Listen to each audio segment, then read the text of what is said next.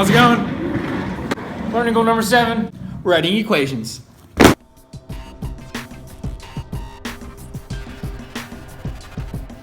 The goal today is to write equations based off of verbal sentences. So we have a sentence and we want to take that information and we want to put it into an equation form. Can be a little difficult, but first let's talk about some vocabulary.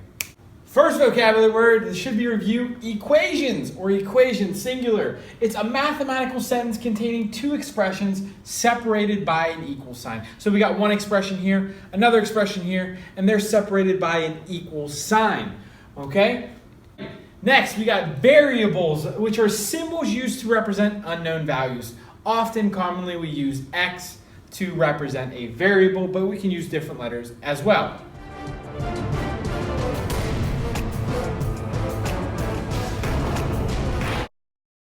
So the main goal of today is to be able to take words and represent them in terms of equation format. So to fully understand that, there is a good table on page 13 of your workbooks, and I'm going to show it to you right now. All right, so let's take a look at this. You can see the table shows several verbal phrases for each algebraic expression. For example, if we're talking about addition, in that first box it says 8 more than a number, the sum of 8 and a number, x plus 8, x increased by 8. Those all can represent that expression x plus 8. If we look to the next box, the difference of r and 6, 6 subtracted from a number, 6 less than a number, and r minus 6, those all represent the expression r minus 6. And then we have the box down there in the bottom left that says 4 multiplied by n, 4 times a number, and the product of 4 and n, or 4n, if you can see the expression there. You see the 4 times the n. And then finally in the last box we talk about division. A number divided by 3, the quotient of z and 3, the ratio of z and 3. Also below that you see another box. Let me give you a better picture of that. And these are ways to represent an equal sign. For example, 9 less than a number is equal to 45. The is equal to gives you the equal sign. The difference of a number and 9 is 45. The is, again, represents an equal sign. A number decreased by 9 is 45. Is, again, is 45. And 45 is equal to a number minus 9. Is equal to is, again, used to represent the equal sign.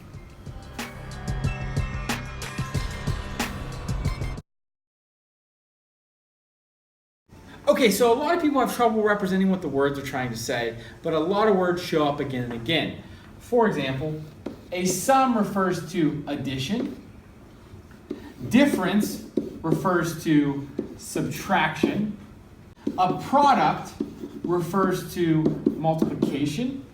And a quotient refers to division. These are all words you need to be able to see and recognize their meaning.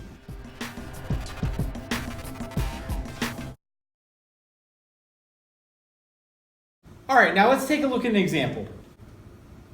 Okay, the difference of 10 and x. Difference here refers to subtraction, and we're talking about 10 and x. Now, when you see the difference, the sum, the quotient, the product, here's what you need to understand. They all relate to an operation, but they also tell you this in order. The difference of 10 and x. So that is 10 minus x, which is not the same as x minus 10. The difference of 10 and x. The and here basically represents the operation. So it's the difference of 10 and x. The and tells you where to put the subtraction. If this said the product, it would be 10x. If this said the quotient, it would be 10 divided by x. If this said the sum, it would be 10 plus x. So you have to understand the order of these.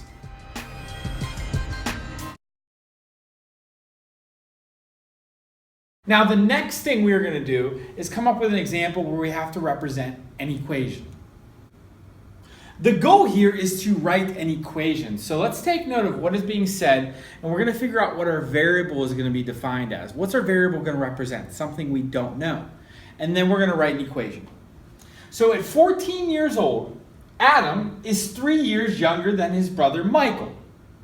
Okay, so it's telling us here that Adam is 14 and he's 3 years younger than his brother Michael. You could probably figure out Michael's age pretty simply, but it's something we don't know in this problem. So that is our x. X is Michael's age. Okay, so now what do we do? Well, we know that Adam is 14.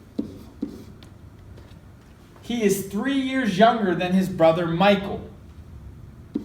So his age is going to be equal to some expression to represent 3 years younger than his brother Michael. Well, his brother Michael is represented by x. We don't know his age. And if we want to represent 3 years younger than this, we're going to subtract 3. So we know that he's 14 and he's 3 years younger, minus 3, than his brother's age. We didn't know his brother's age. You could probably figure out that it's 17, but the goal here was to write an equation to represent the situation. Again, Adam was 14 and he was 3 years younger than his brother Michael. We didn't know Michael's age, so we used the variable. Just two small examples for you, one writing an expression and the other writing an equation.